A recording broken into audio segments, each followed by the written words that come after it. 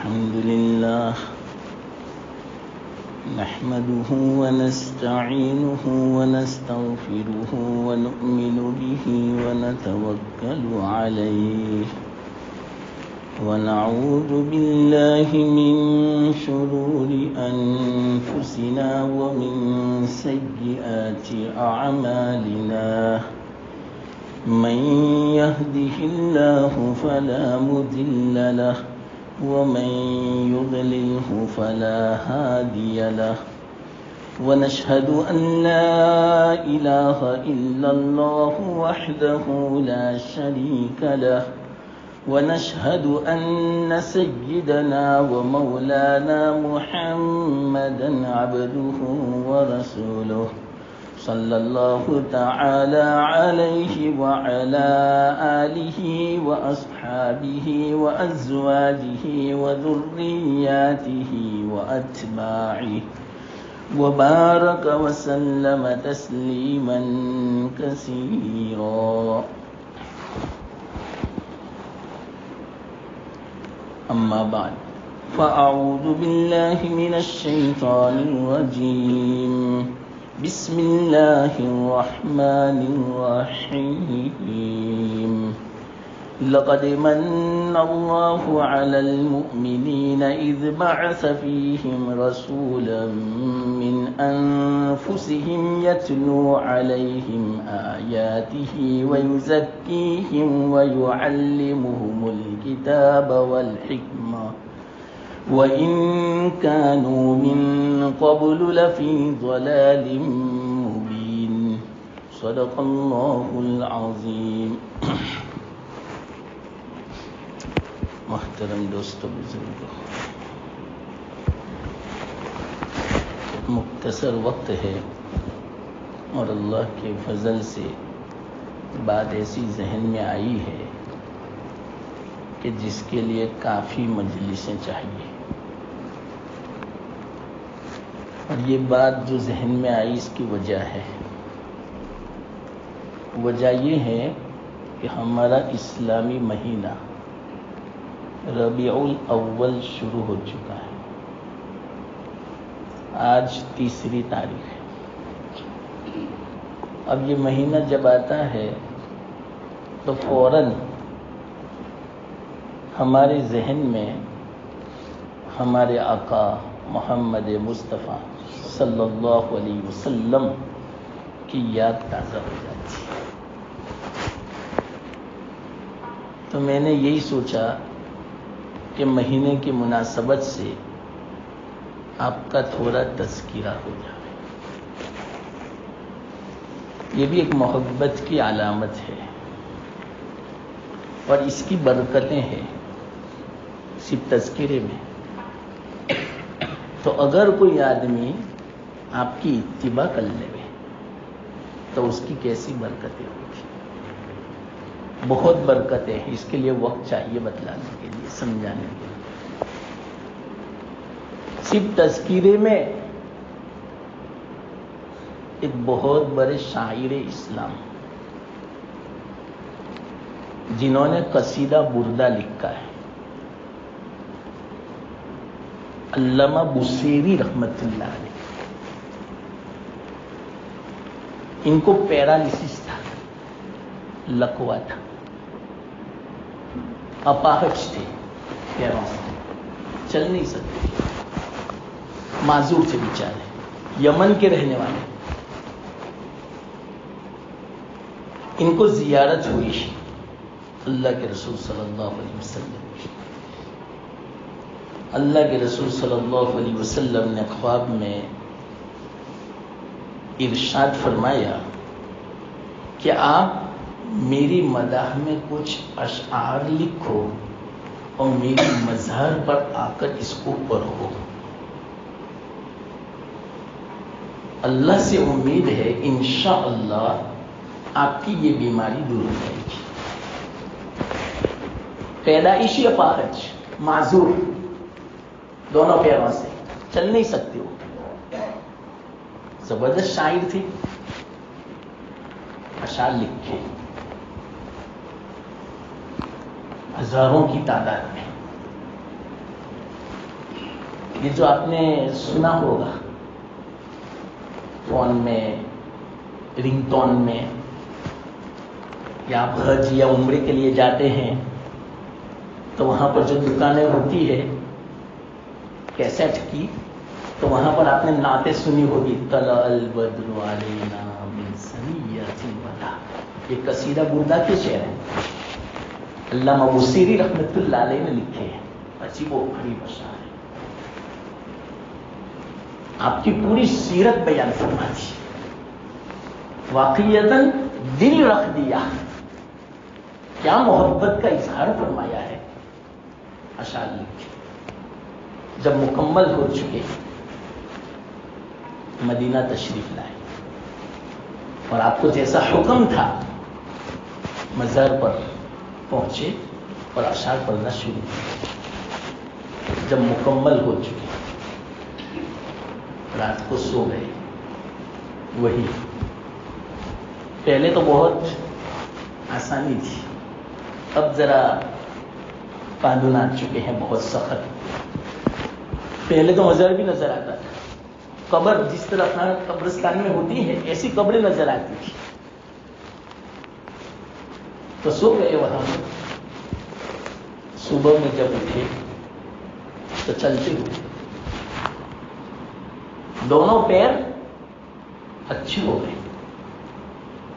اللہ کے رسول صلی اللہ علیہ وسلم نے خواب میں فرمایا آپ نے بہت اچھے اشعار لکھے ہیں اور بیان کیے ہیں، اس کے بدلے میں آپ کو یہ چادر ہدیے کے طور پر ملتا.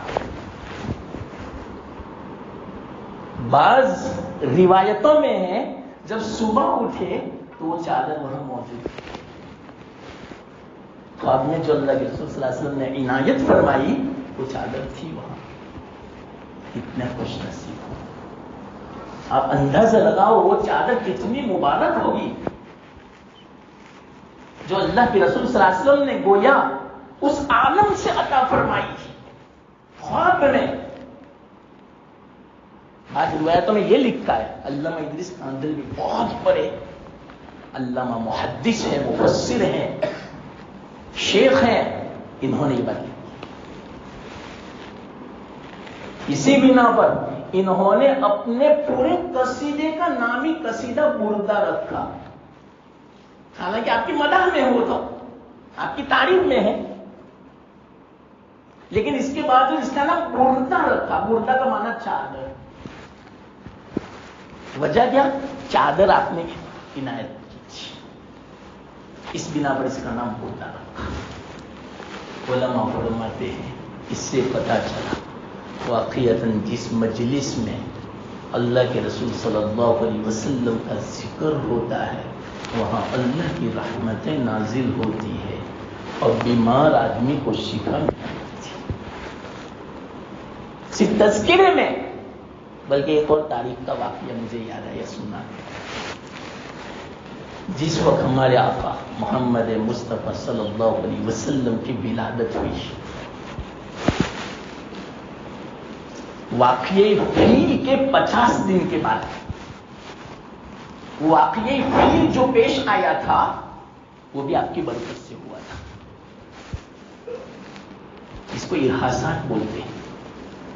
آپ کے آنے سے پہلے جو دنیا میں عجیب و غریب خرق عادت واقعات جو پیش آئے آپ کی برکت سے، آپ کے آنے سے پہلے، جس کو ہم معجزہ بھی کہتے ہیں، کرامت بھی کہتے ہیں، خرق عادت چیز بولتے ہیں. عام طور پر دنیا میں اس طرح کی چیزیں رونما نہیں ہوتی. ایسی چیزیں جو ہو اس کو بولتے ہیں خرق عادت. اور نبوت سے پہلے، ولادت سے پہلے جو ایسی چیزیں پیش آئے اس کو بولتے ہیں اصطلاح میں ارحاسات. تو جو فیل کا واقعہ پیش آیا اصحاب فیل، ہم پڑھتے ہیں نا مغرب کی نماز میں الم تر کیف فعل ربک باصحاب الفیل.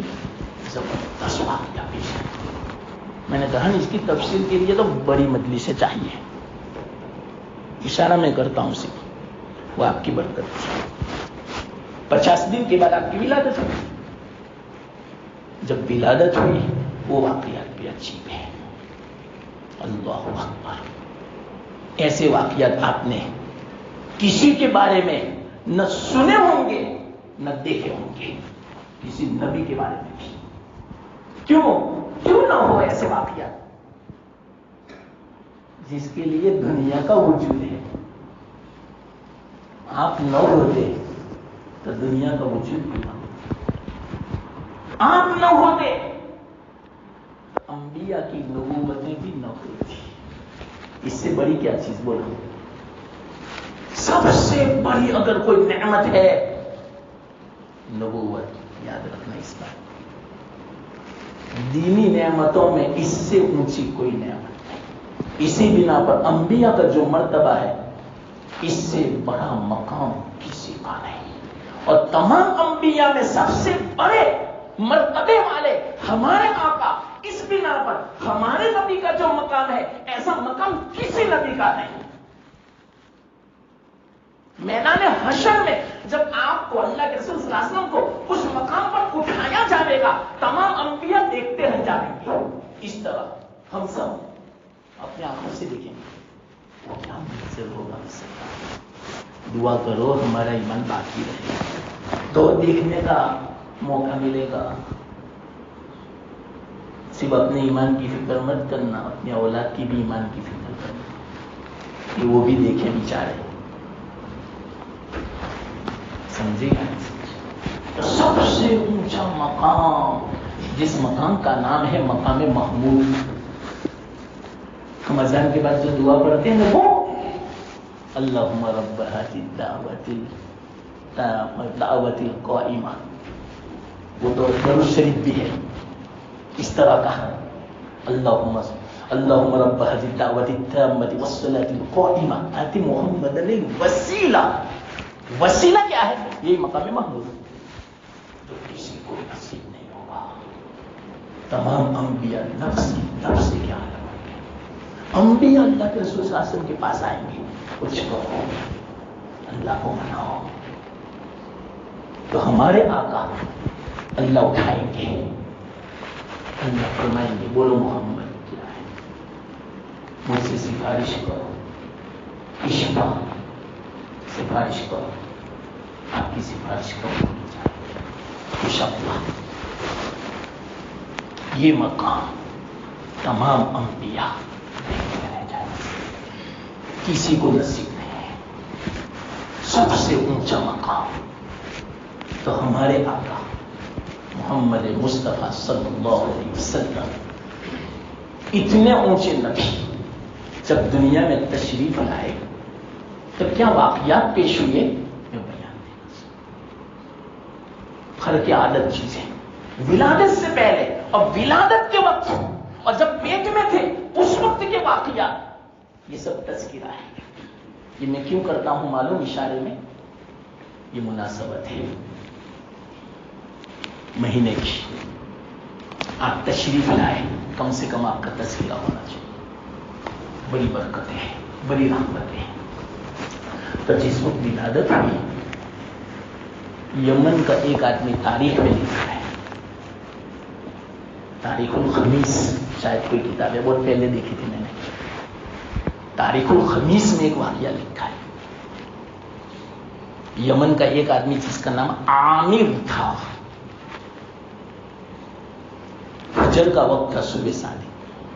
واقعتاً اللہ کے رسول صلی اللہ علیہ وسلم تشریف لائے دنیا میں، وہ وقت بھی صبح صادق تھا، یعنی سچی صبح. کیوں؟ سچا آ رہا ہے دنیا میں، بلکہ تمام سچوں کا امام وہ آ رہا ہے. تو وقت بھی اللہ کی طرف سے انتخاب کون سا ہوا؟ صبح صادق کا. کیسا وقت کا انتخاب، صبح صادق. ایسے وقت میں اللہ کی رحمتیں نازل ہوتی ہے. اس لیے میں آپ سے کہتا ہوں اگر ہو سکے نا صبح صادق سے پہلے اٹھ جایا کرو. واللہ عجیب سکون ملتا ہے. اگر آپ کو سکون چاہیے، رحمتیں چاہیے، صبح صادق سے پہلے اٹھ جایا کرو. تلاوت کر لو تھوڑی سی. ہمارے حضرت مولانا الیاس صاحب، یہ جو خاص تبلیغی جو نہج ہے، اس خاص طریقے کی تبلیغ تو پہلے سے چلتی ہے، لیکن یہ جو ابھی ہمارا طریقہ ہے، مہینے کے 3 دن، سال کا چلہ، زندگی کے 4 مہینے، اور اسی طرح گشت، اور یہ وہ جو سب ہیں کہ جماعت کی شکل میں ہم نکلے باہر، اپنا مال، اپنا وقت، اپنی جان، یہ جو خاص جو نہج ہے تبلیغ کا، حضرت مولانا الیاس صاحب رحمۃ اللہ علیہ کو اللہ نے دل میں الہام فرمایا تھا. تو یہ مولانا الیاس صاحب رحمۃ اللہ علیہ فرماتے ہیں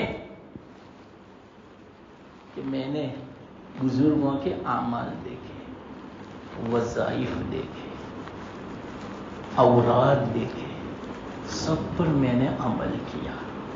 بزرگان اس لیے معمولات بتاتے ہیں، اس لیے اوراد اور وظائف کی تلقین فرماتے ہیں تاکہ اللہ کی نسبت پیدا ہو، اللہ کا تعلق پیدا ہو.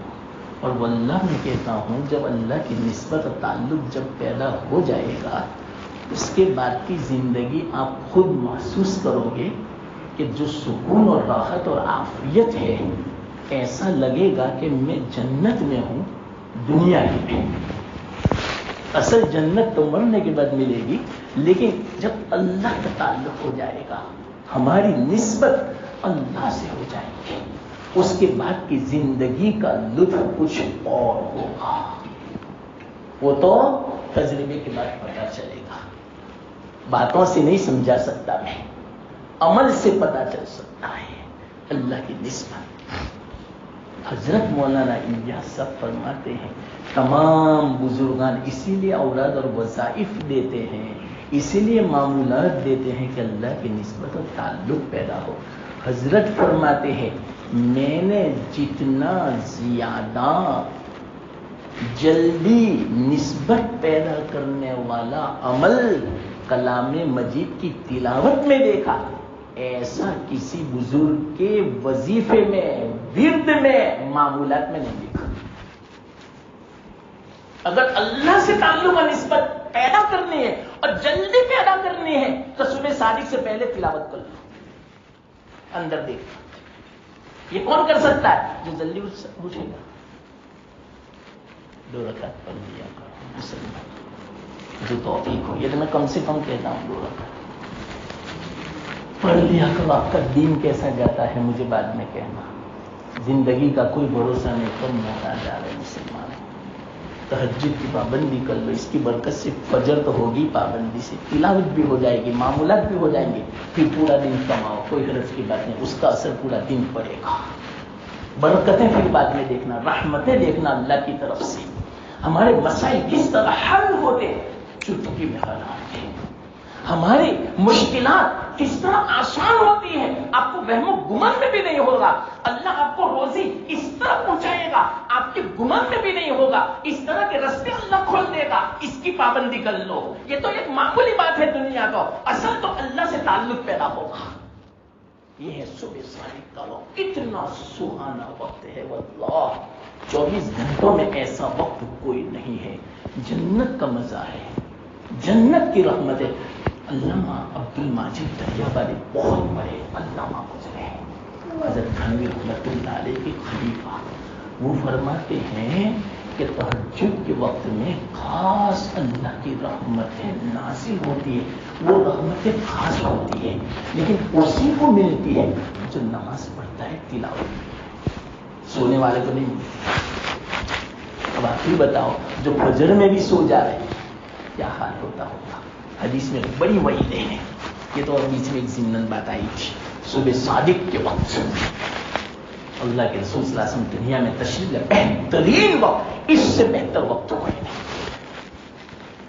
جب آئے نے تشریف لائے تو یمن میں نے کہا نا، عامر ایک آدمی تھا، مسلمان نہیں تھا، ابھی اسلام تھا ہی نہیں، اپنے مذہب پر ہوگا، یا تو نصرانی ہوں گے، یا تو یہودی ہوں گے، یا تو بت پرست ہوں گے. تو صبح صادق کے وقت دیکھا ان کے گھر میں روشنی ہوئی، ایک دم سے جس طرح بجلی چمکتی ہے نا اور کیسی روشنی ہو جاتی ہے، اس طرح روشنی ہوئی. ایک دم سے ڈر رہے. کیوں؟ اس وقت تھوڑی لائٹ تھی.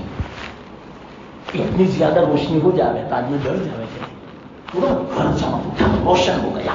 ایک دم سے ڈر گئے، کہا یہ کیا ہے؟ ये कोने में से आवाज आई कि आखिरी नबी जो पैदा होने वाले हैं वो अभी पैदा हुए, ये इनका नूर है। या अल्लाह, कहाँ मक्का, कहाँ यमन और कहाँ शाम के इलाके। हजरत आमीना ने खुद नूर देखा जिस वक्त विलादत हुई, और कैसा नूर देखा, कैसा लोग इस्लाम और शाम के महल्लात नजर आ गए। हजरत आमीना खुद फरमाती है, मुझे पता भी नहीं चला इस तरह मेरे बच्चे दुनिया में तशरीफ लाए। और एक रिवायत में तो है, जब दुनिया में तशरीफ लाए सीधे सजदे में गिर गए, बैठे आसमान की तरफ उंगली उठाई। छोटा सा बच्चा, एक घंटा भी नहीं हुआ। अरे क्यों ना हो, कोई ताज्जुब की बात नहीं है। जिनके लिए पूरी दुनिया बनाई, क्या ये उनके लिए कोई ताज्जुब की बात है? कोई ताज्जुब की बात नहीं। अजीबो गरीब वाकयात पेश आए। हाँ, तो वो जो आमिर ने आवाज सुनी कि आखिरी नबी आ गए, इन्होंने कहा हो सकता है कि ये कोई आसेब का असर हो, जिनकी आवाज हो, इसलिए फौरन इसने फायदा उठाया।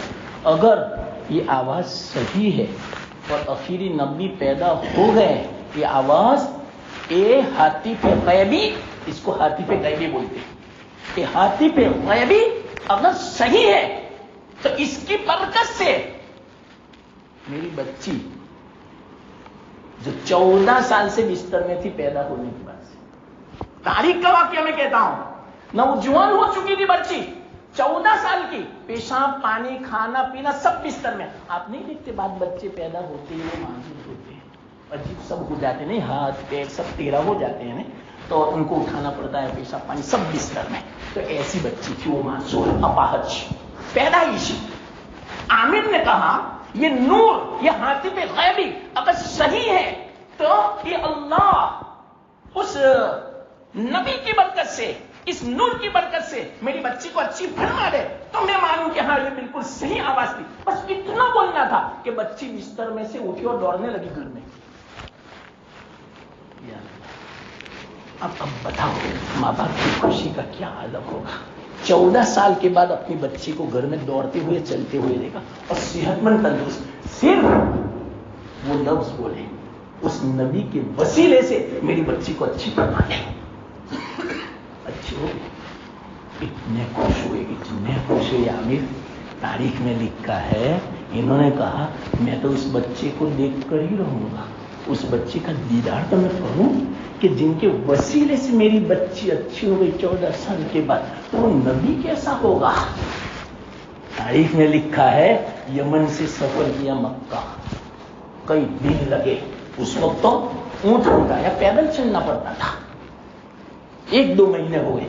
आए वहां पूछा कि यहां कोई कुरैश में कोई बच्चा पैदा हुआ है, अजीबो गरीब, सब क्यों मशहूर थे वाकयात, अजीबो गरीब वाकयात थे, मक्का में भी हुए, सब जानते हैं। लेकिन मैंने कहा कि एक मजलिस काफी नहीं है, इंशाअल्लाह 100 मजलिसें हो तब थोड़ी बात आपके सामने आ, थोड़ी बात, हाँ मुकम्मल नहीं।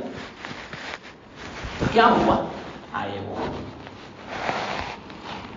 दादा मिले अब्दुल मुत्तलिब, ठीक है, हाँ हमारा पोता पैदा हुआ है। वो अजीब है बिल्कुल, इनके आने से अजीब वो गरीब वाकयात आए। जब वो तशरीफ लाए, सारे हमें 360 बूट थे, हैरत में मक्का वाले, ये क्या हुआ हमारे बूटों को। अंदर में से आवाज आई, जो नबी पैदा होने वाला था, जिनके सामने पूरी दुनिया झुकेगी, यहां तक कि हम भी झुकते हैं, वो पैदा हो चुका है। मक्का वालों ने भी अजीबो गरीब वाकयात देखे थे, लेकिन जिद थी, जिद, इनाद। ये बहुत खतरनाक चीज है, याद रखना, इसको कुफ्र इनाद बोलते हैं। कुफ्र इनाद ये बड़ी खतरनाक चीज है। सब जानते थे, अबू जहल तो सरदार था ने, बड़े बड़े जो सरदार थे ना, अबू सुफियान, दूसरे सफवान बिन उमैया, एक मतलब वो तन्हा बैठे हुए थे, दोस्त हजरत, दोस्त। अबू जहल صحیح بتا محمد کے بارے میں کیا کہہ رہا ہے؟ کوئی نہیں ہے دوسرا. لیکن میں صحیح کہوں محمد سچے ہیں، نبی ہیں، دعویٰ بالکل صحیح ہے. لیکن بنو ہاشم ہی کو 100 نعمتیں ملی ہے، ہمیں کیا؟ وہ ہمارے خاندان کے ہیں قریش، ایک شاخ ہے گویا. جیسے پر دادا اس کے 5 بیٹے، ہر بیٹے کا الگ الگ قبیلہ. تو ابو جہل بھی قریش میں سے تھا، اللہ کے رسول بھی قریش میں سے. لیکن وہ جو شاخ تھی ان میں سے کوئی ایسی نعمت نہیں تھی، ایسا انعام نہیں تھا اللہ کی طرف سے. اللہ تو کہا سب ان کے پاس، عقیل جو نبوت تھی وہ بھی ان کے پاس، ہمارے پاس رہے گا کیا؟ ہماری تو سرداری بھی چلی جائے گی. اگر ہم نے ان کی اطاعت کر لی تو ہمیں کوئی سردار نہیں مانے گا. واحد ہماری سرداری نہ چلی جائے، جاننے کے باوجود ضد میں تسلیم نہیں کیا، جہنم میں ہو گیا. اس امت کا فرعون بڑے خطرناک واقعہ ہے اس کے. تو سب جانتے تھے ولادت کے وقت ایسے واقعات پیش آئے. وہ آدمی آیا عبد المطلب سے ملا، ہمارا پوتا کہ دکھاؤ گے ذرا؟ کیوں نہیں؟ تو آرام فرما رہے تھے ہمارے آنے، 1-2 مہینے کے تھے.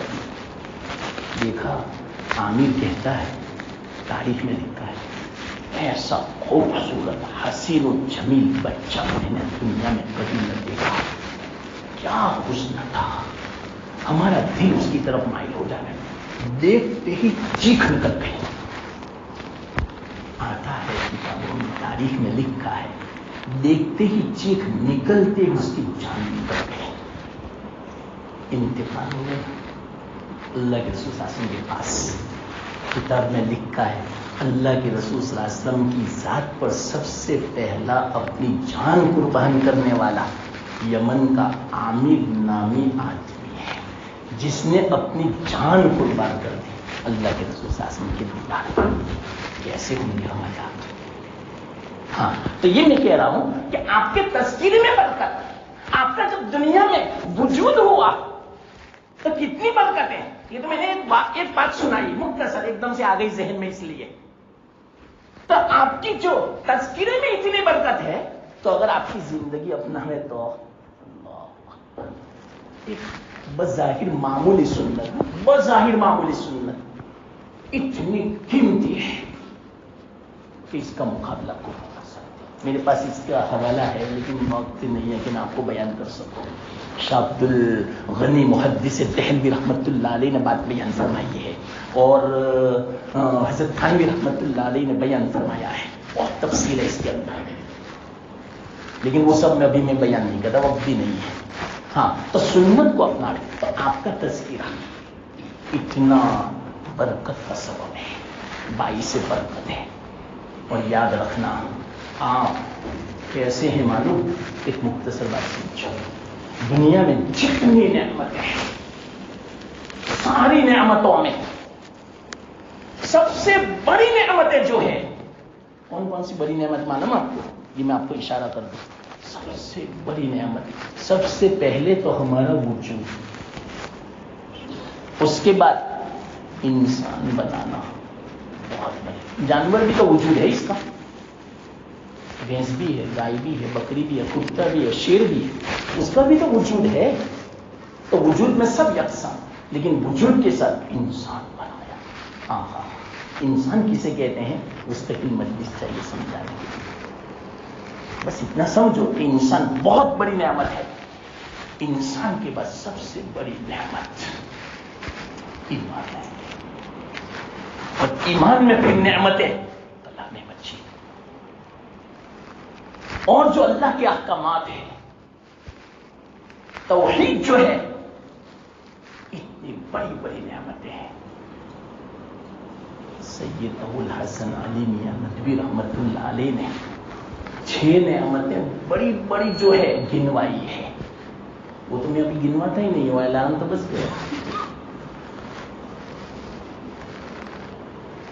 تو ساری نعمتوں کی اصل یہ بڑی نعمتیں، اور سن لو ان تمام بڑی نعمتوں نعمتوں کی اصل ہمارے آقا. ایمان ملا آپ کے طوفیل میں، وجود ملا آپ کے طوفیل میں، دنیا ملی آپ کے طوفیل میں، انسان بنا آپ کے طوفیل میں، کلام مجید ملا آپ کے طوفیل میں. کھانے پینے کی چیزیں تو میں نہیں گنواتا، یہ تو کچھ بھی نہیں اس کے سامنے، یہ بھی آپ کے طوفیل میں ملی. تو تمام نعمتوں کا اصل اصول خلاصہ ہمارے آقا محمد مصطفیٰ صلی اللہ علیہ وسلم. اب آپ ہی بتاؤ کیسا شکر ادا کرنا چاہیے. ہم کم سے کم درود شریف بھی نہ پڑھیں، افسوس کی بات ہے. سنتوں پر عمل تو ہے لیکن درود شریف کو پڑھیں. چلے ہم بس گئے، میں آگے دے دیا اس لیے تو 2 گھنٹے کی مجلس ہو تو تھوڑی بات ایسا. خیر بس ایک ابتدا ہو گئی میری. اس مسجد میں مجھے آنا بھی تھا، مسجد دیکھنے کے لیے واقعہ نظیر خوش ہو گیا. ماشاء اللہ اللہ تعالیٰ نے جس طرح اس مسجد کو ظاہری اعتبار سے رونق والی اور زبردست آراستہ مزین بنائی، اسی طرح اللہ تعالیٰ باطنی اور معنوی جس مقصد کے لیے مسجد بنائی جاتی ہے کہ نمازیں آباد ہو، نمازی آباد ہو، تلاوت ہو، ذکر ہو، دعائیں ہو، تعلیم ہو، اللہ اس سے بھی آباد کرنا ہے. اور اس کی برکت ہے، اس کی رحمت ہے، آس پاس میں جو رہنے والے ہیں اور پورے گاؤں والے ہیں ان سب کو علامات فرما ہے، محروم کا فرما ہے. آپ سب کا حق بنتا ہے، ذمہ داری بنتی ہے اب اس مسجد کا حق ادا کریں. اور حق کیا ہے؟ نماز پابندی سے ہو، تلاوت ہو، دعا ہو، ذکر ہو. انشاءاللہ اس کی رحمت آپ کے گھروں میں نازل ہوگی. اگر اللہ کے گھر کو آباد کریں گے اللہ آپ کے گھر کو آباد کرے گا. اللہ نے جو کہنے کی توفیق عطا فرمائی، مجھے آپ کو سب کو عمل کی توفیق دے. پھر آئندہ کبھی موقع ہوگا تو انشاءاللہ میں تفصیل سے کروں گا. یہ تو کچھ بھی نہیں، بس ایک میں نے کہا ادریس بھائی کو کہ مختصر ایک شروعات ہو جائے. وہ تو رات کو بھی کہتے تھے کہ جمعہ تو زیادہ ہوں گے رات کے مقابلے میں، اس لیے جمعہ سے میں شروع کر دو. انشاءاللہ ایسا ہوگا تو مغرب بعد عشاء بعد کبھی بیان کریں گے تو انشاءاللہ اس کو پوری تفصیل آئے گی. واقعی دعوانا الحمدللہ.